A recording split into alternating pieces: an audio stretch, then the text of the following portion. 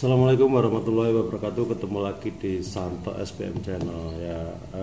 Hari ini saya mau menjawab pertanyaannya. Jadi ada yang bertanya, Mas tolong dibuatkan video tentang ini Mas, saya kalau join mau buka bengkel tuh seperti apa. Ini ya kita bahas ya. Yang pertama, kalau kita mau join atau mau kerjasama buka bengkel itu, yang pertama ya harus tahu dulu siapa yang mau ngajak, itu dulu pertama. Kedua, visi misinya sama apa enggak, dijelaskan aja. Jadi bengkel itu seperti apa, bengkel itu nggak bisa langsung untung, pendapatannya bengkel seperti apa, itu dijelaskan buat pemodal.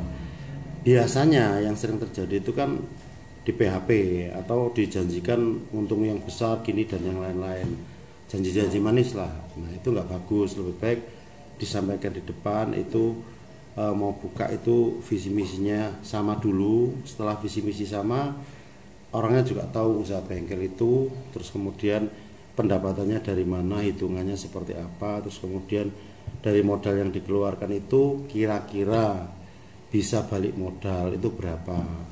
Contohnya kayak gini. Jadi kadang-kadang kan teman-teman itu berpikir bahwa oh kalau kita buka usaha itu begitu satu modal satu tenaga kemudian nanti dibagi rata, tidak seperti itu. Pertama setelah tahu visi misi, kemudian sudah disampaikan bahwa bengkel itu jualan jasa sama spare part, nggak bisa langsung profit. Kalau sudah sama-sama paham enak. Terus kemudian yang kedua pembagian. Nah pembagian hasil itu contoh saya yang bekerja, terus kemudian yang satu pemodal. Nah ketika satu pekerja satu pemodal itu sama-sama adil. Yang mengeluarkan modal itu butuh juga kembali modal, yang bekerja juga butuh gaji. Artinya jadi nanti pembagiannya 50-50 itu pengertiannya setelah saya yang bekerja itu juga digaji. Jadi dapat gajian dulu, kemudian yang punya modal atau pemodal itu dia menghitung BEP atau break even point, kembali modalnya itu berapa lama. Contoh umpama 3 tahun dia kembali modal.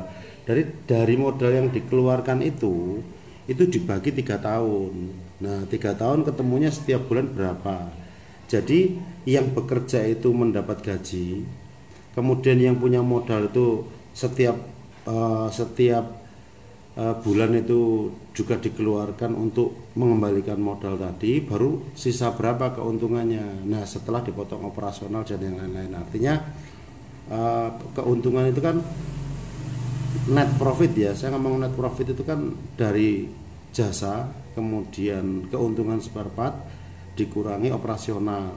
Nah operasional harian ya, terus kemudian gaji karyawan, terus kemudian BEP. Nah setelah dikeluarkan gaji karyawan, operasional, kemudian break even point, maka disitulah muncul net profit. Nah, dari net profit itu bisa dibagi rata antara yang punya modal, kemudian yang istilah menjalankan bengkel itu. Nah ini cuman untuk istilahnya yang satu modal uang, yang satu modal tenaga. Ini kalau kesepakatan dua belah pihak bahwa ini join. Tapi kalau teman-teman mau usaha sendiri, buka sendiri, terserah. Itu kan resiko ditanggung sendiri. Kalau join itu kan otomatis kan bersama. Jadi yang satu saya modal skill, kemudian yang satu modal tempat atau uang. Nah kalau modal tempat gimana Mas? Kalau modal tempat ya itu dihitung sewa. Sewanya berapa setiap tahun, terus dibagi. Mama 3 tahun sewanya berapa, dibagi 36 bulan. Nah ketemunya setiap bulan itu menyisihkan untuk sewa berapa. Jadi yang bekerja dapat gaji, yang punya tempat atau yang punya modal itu dapat sewanya tadi setiap bulan berapa. Nah setelah dikeluarkan operasional, kemudian gaji sama sewa tadi, baru itu net profit dibagi rata. Jadi pengertiannya itu dulu ya, nggak usah panjang-panjang. Jadi saya nggak senang bikin video panjang, lebih baik sederhana, simpel tapi jelas. Nah yang terakhir dibuat perjanjian di notaris, itu biar punya kekuatan hukum yang sama.